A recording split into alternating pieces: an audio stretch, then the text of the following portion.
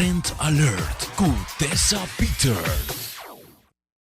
Evitar trenta dentro do centro da cidade. Trenta dentro é drukte que você sabe de topa com dor de queda, só de boa região. Mas no caso aqui, se você vive em direção de norte, nós vamos acordar com o Silver House. Algo para tua renda e tua budget.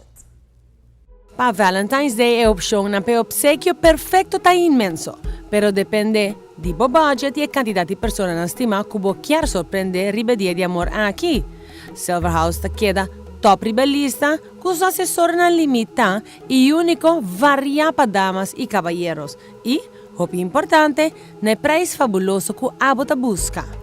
E mirando o surtido para dia de San Valentín, abo por score alto, quando aprendan de Silver House, maneira cadena bello, com opção entre vários styles de hanger trendy, tem desenho de yin yang, que tá hopi na hora aqui.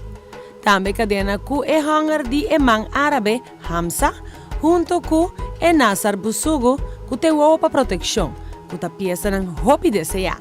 Essa aqui também tem 3 diferentes combinações e tem 3 tonos de color: ouro, silver e mais claro, tem o rose gold também. Também Silver House tem coleção de renche dede ou rencheria.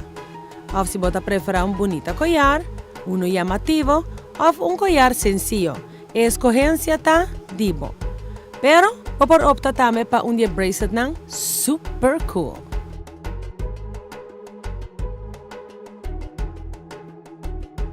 Essa aqui na patura dama ng estima.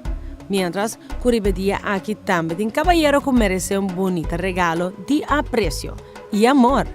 Para grupito chiquito aqui, Silver tem coleção de diferentes styles e acessórios para match com diferentes tipos de caballero.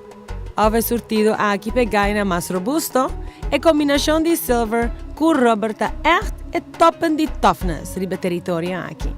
Además, cada pieza está obtenible los onde abo mês por setup por mês set. Silver House na tanque flip tá abrir de luna techa sabra de 6h30 da tarde. Trend Alert Bonus Tip.